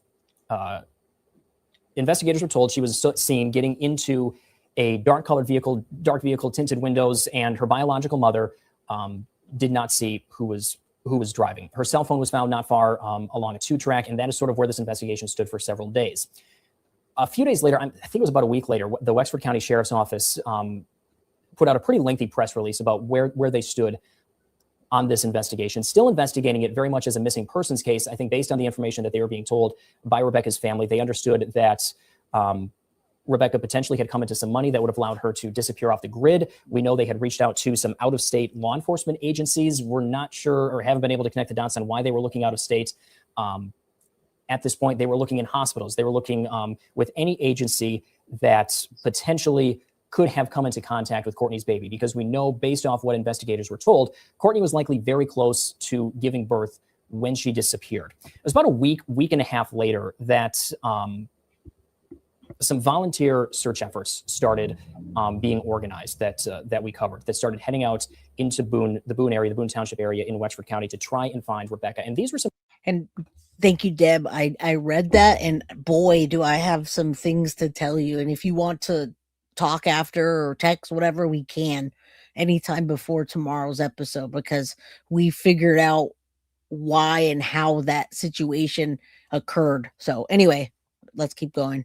Pretty sizable search efforts, volunteer search efforts, groups of people concerned for Rebecca's well-being who came together to try and find her.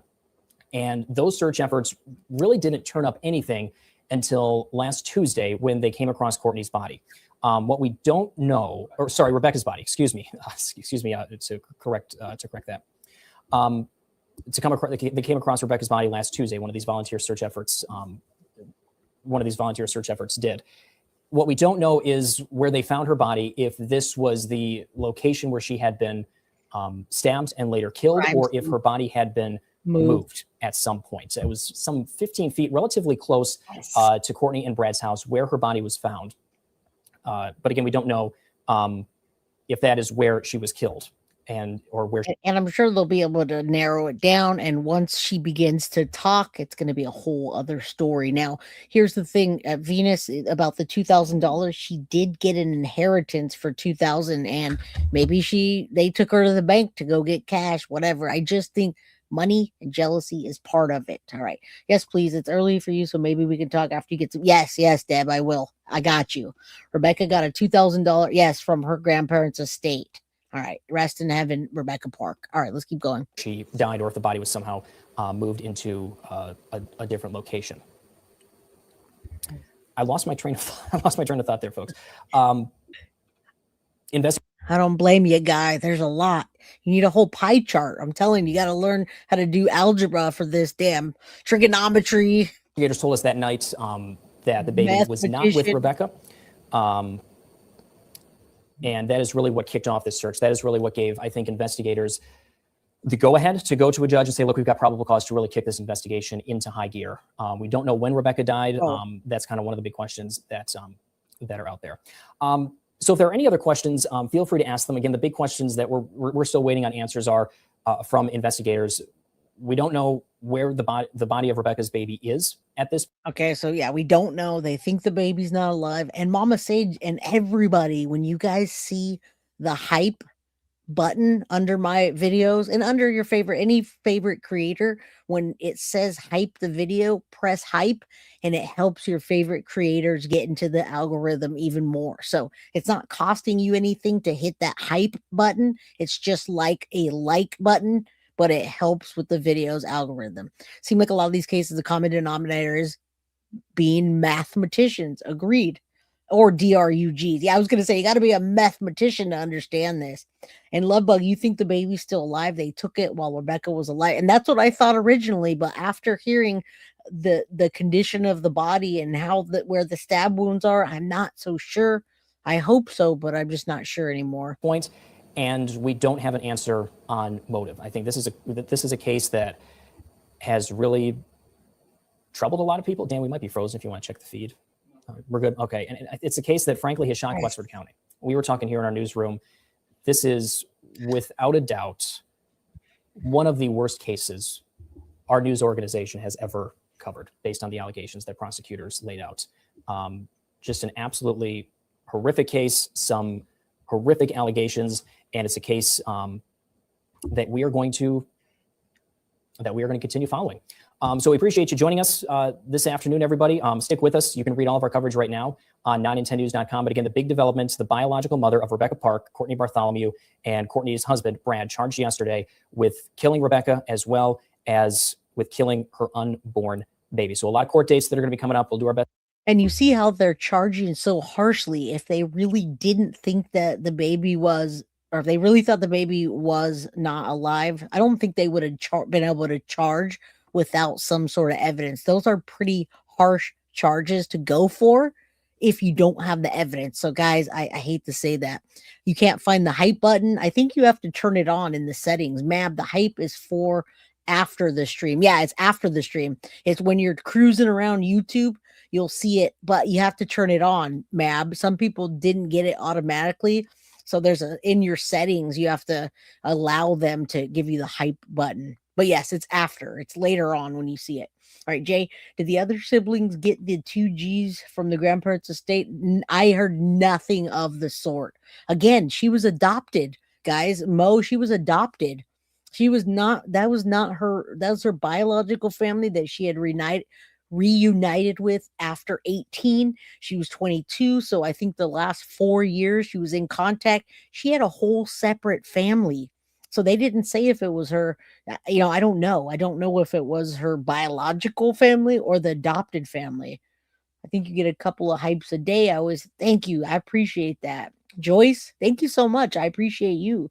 Mab, thanks. All right. So I hope that we cleared some things up today, making me work to find the hype button.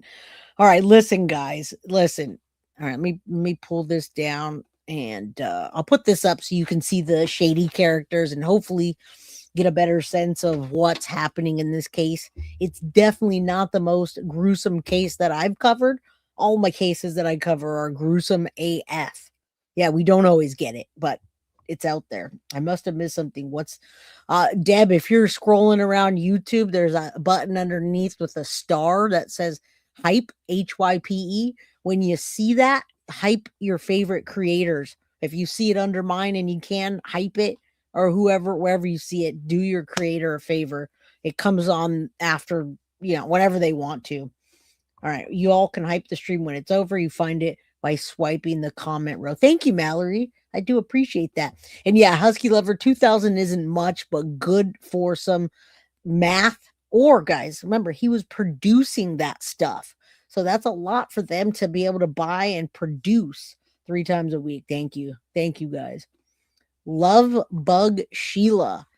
Welcome to the crime crew. Just came across your channel. I appreciate that. I'm glad you guys are having conversations about swipe the comment part left and the hype will appear. Well, thank you. Merry Christmas, everyone. All right, guys. I appreciate everyone for being here today. Ho, ho, ho, Mab. I hope that you got the most out of this episode. If not, and you need to go to my Rebecca Park playlist and watch all the episodes if you want to catch up on all the gruesome details and all 4 of those nasty suspects.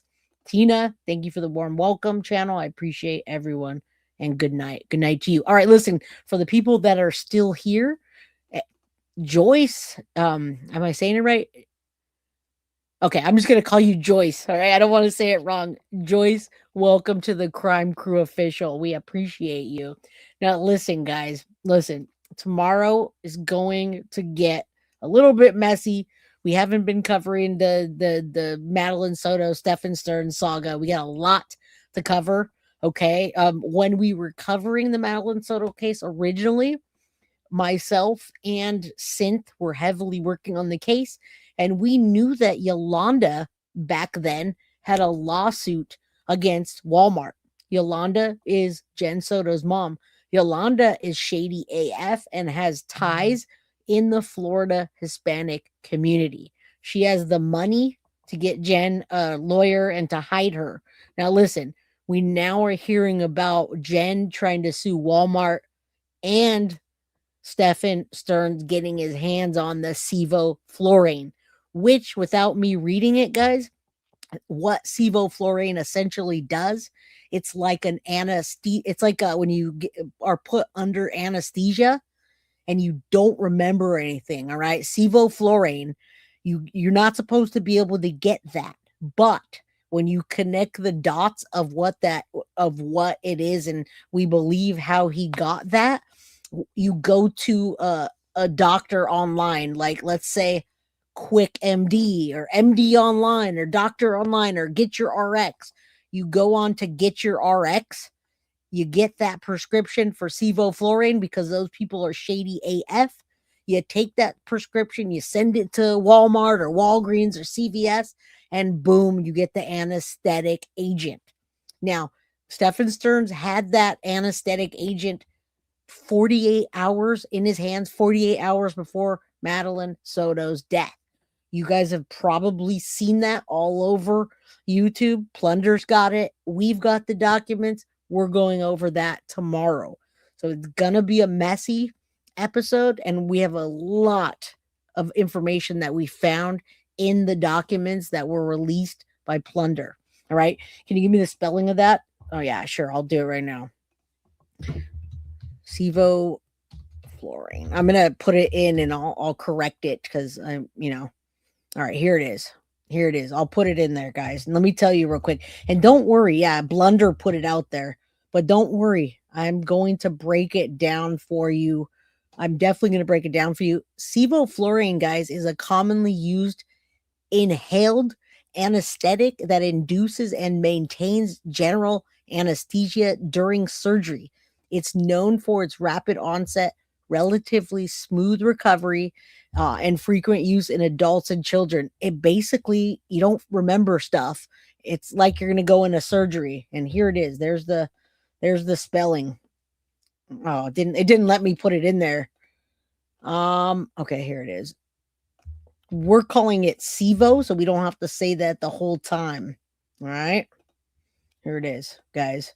Right. So we're going to go over, I don't think it's I don't know if you can compare it to ketamine or not, but just call it the show. Yeah.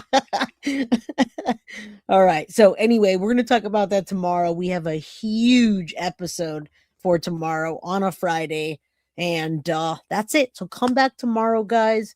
Cat Fab, welcome. Patricia's going to send me info on that. Thank you. Come back tomorrow. If you guys are new here, I'm on every single day. And thank you, Patricia. I didn't think so, but I don't know a lot about ketamine either. Listen, if you're new here and you guys don't get my notifications for some reason, unsubscribe and resubscribe and hit all notification bell. Otherwise, listen, I'm going to get to it. I'm on every day, Monday through Friday at 4 p.m. Pacific Standard Time, 7 p.m. Eastern. I'm in California, guys, so I'm on Pacific Standard Time. Monday, Tuesday, Wednesday, Thursday, Friday, I come on here and stream at 4 o'clock for about 2 hours. All right. So if you guys are new here, 4 p.m. every day, Monday through Friday, 7 p.m. Eastern. All right. It's similar to propofol, but no IV needed. It's what Michael Jackson used to put himself to sleep. It's similar to that, but without an IV. And it can be very dangerous. And you guys are saying, like, I'll check that out. I'll check if it is like that. I've never had that or used in groomer. Yeah, thank you. Please, let's dispel that. That's an icky rumor. Never had or used. Groomers don't use anesthesia on their clients. If they need to be tranquilized to be groomed, the owner has to bring them in already sedated. Thank you for saying that, Deb. Mrs. Guilty is a groomer, and she also worked at a vet for 7 years. They don't use that stuff. You can't get that, but you can get a piece of trash prescription online for almost anything, and then you send it to Walmart, CVS, Walgreens, and bam, you've got whatever DRUG that you need. Anyway, Sick and Twisted, yeah, everything is. Yeah, I don't know if it's way stronger, but I'm gonna look that up for you guys, and we'll get that going tomorrow, 4 p.m. 4 p.m. Pacific Standard Time, 7 p.m. Eastern, and we will be back tomorrow. All right. Did I? Okay. All right. I got everybody. Love you guys. We're 2 hours in. I'll see you tomorrow. Love you. Welcome to all the crime crew members. Thank you. Yes, the Pacific Standard crew. All right, guys. Love y'all. Peace. guilty of crime. I want to thank you for watching. If you enjoyed my content, please share this video, like, and subscribe. You can also follow me over at Facebook, Instagram, TikTok, X, or Gmail. If you'd like to donate to my channel, you can use Cash App or Venmo or PayPal. Thank you very much in advance. Guilty of crime. Are you guilty?